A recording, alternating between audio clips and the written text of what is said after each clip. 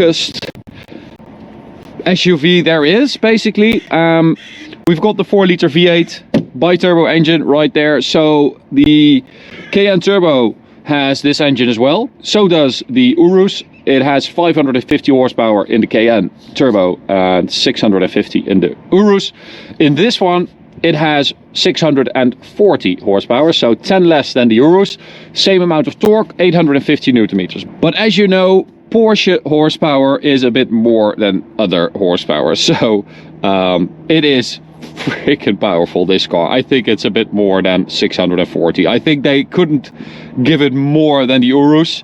So I think they had to stay, 10 horsepower clear of that, but it is a freaking beast. And it's not just software, they actually changed some fundamental bits in the engine. So we've got different pistons, different conrods, a different crankshaft, and the boost is just 0.1 bar more than in the turbo engine. So it really is those internals. So it really went to the GT department, apparently, who also make the GT3 cars and the GT3 RS and the GT2 and whatever.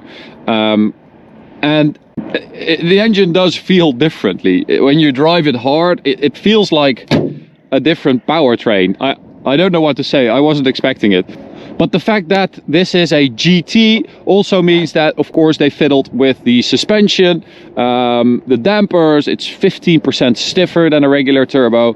They also changed the ride height of the air suspension, so it's lower. They changed the 4-wheel steering system, so it's more aggressive, so you can slide it around more easily, and it's more rear wheel biased in that sense, which it is. I have tested this, of course, in the name of science. And yeah, so it really does feel like a different car, and I really wasn't expecting that. Okay, so I think I said that already. So in here we've got the Turbo GT interior package, which means that we've got a lot of Alcantara on the dash, carbon fiber, these sports seats with Alcantara as well, and with this neodyme pattern in there. The stitching is in that neodyme, as well as the seat belt, goldish beige. And we've got this awesome steering wheel with a 12 o'clock marker and a red sport response button. Very nice Alcantara. And apparently, because you have this steering wheel, there is no lane keeping assist, which is great. And then in the rear, to save weight again, we've got 2 separate seats. Apparently this is lighter than a regular rear seat.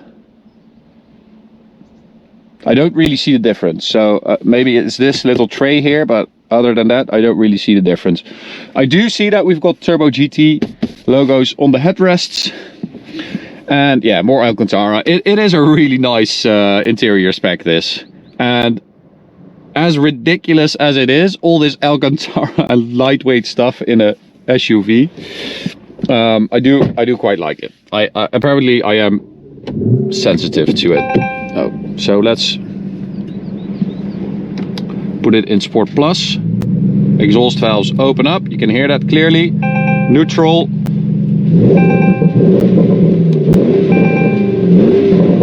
So we do have a soft limiter, 4,000 RPM, but it is quite a nice fruity sound.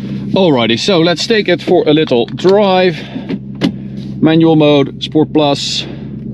That is all we need. There we go. You would think that, you know, a power SUV, it is flawed inherently. The concept is flawed, of course, because you've got way too much weight, way too high. That is a nice deep V8 bark. You've got way too much weight, way too high up, but you can try to mask that as well as you can. Now, of course, this car has air suspension, it has all-wheel steering, it's got all-wheel drive, it's got those active engine mounts, 48-volt mild hybrid. It's got those active engine mounts and active stabilization and stuff like that. And all this stuff has been tweaked by the GT department, apparently, to make it feel more like a sports car. That's basically what it is. And I have to say that it is quite an eye-opener, this car. It brings me back to the first time I drove the X6M, because that was the first time I thought, well, okay, so this can be fun as well. And it really blew my mind when I drove that car for the first time. This, though, I have to say, it is on another level. The turn-in, the chassis, the damping, everything feels so firm, so tight. It really does feel, it has a hint of GT, of Porsche GT in there. The directness of the steering, the beefiness, it's all very, very delicious. Okay, so let's do a launch control. This car is supposed to do 3.3 seconds. Oh. To 100. We've been able to do 3.17. That is truly insane. I mean, everything about this car is insane. It really is.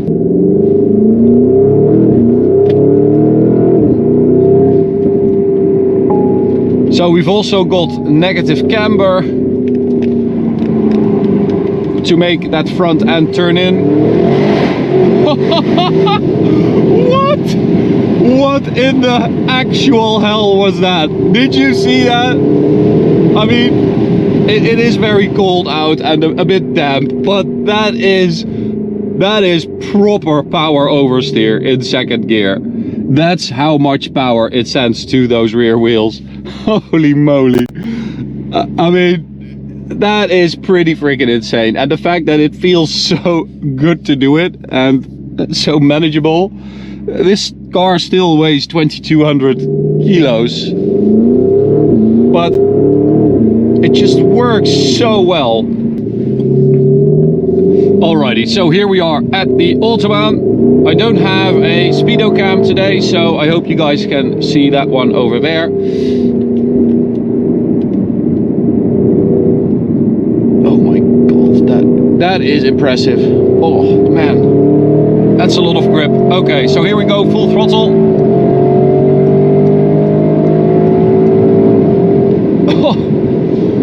Oh, you can feel that we can actually make the suspension a bit softer. I think one would be better, so Sport instead of Sport Plus. But man, it just takes off.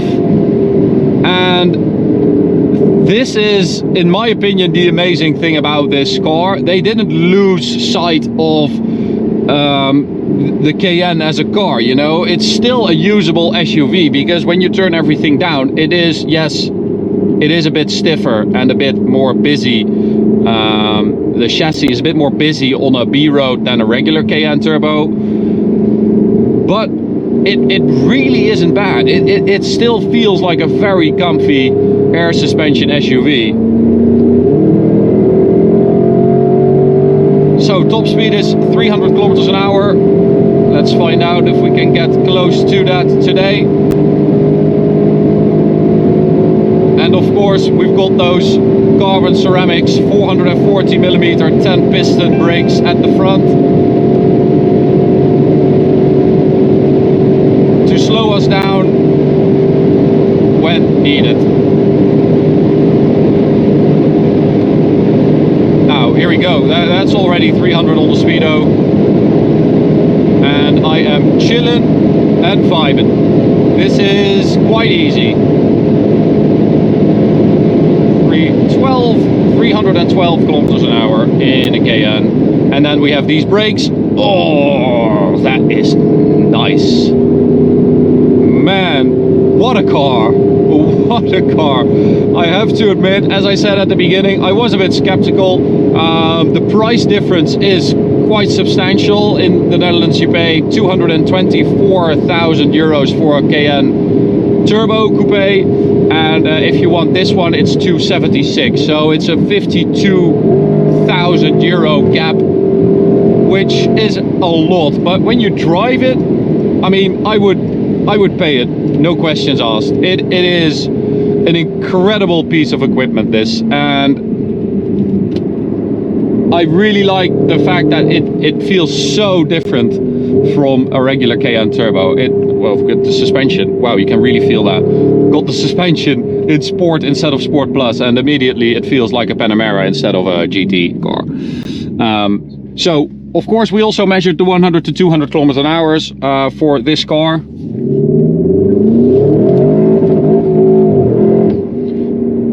Damn, that's nice. 100 to 200 is ridiculous. So, as I said, we felt like the car is a bit more powerful than Porsche claims. Well, it did an 8-second 100 to 200 kilometer an hour run, which is pretty damn insane. That is about the same time as a Ferrari 458 or a Porsche Panamera Turbo S, which is pretty ridiculous for an SUV. But more importantly, how does it compare to the Urus, the Lamborghini Urus? That car did an 8.6, so that is significantly quicker, this car. It is truly amazing. I'm going to end it here, guys. I hope you enjoyed it. You can subscribe by clicking the big button in the middle. You can also check out this video or go check out this playlist on the left. See you at the next one. Bye.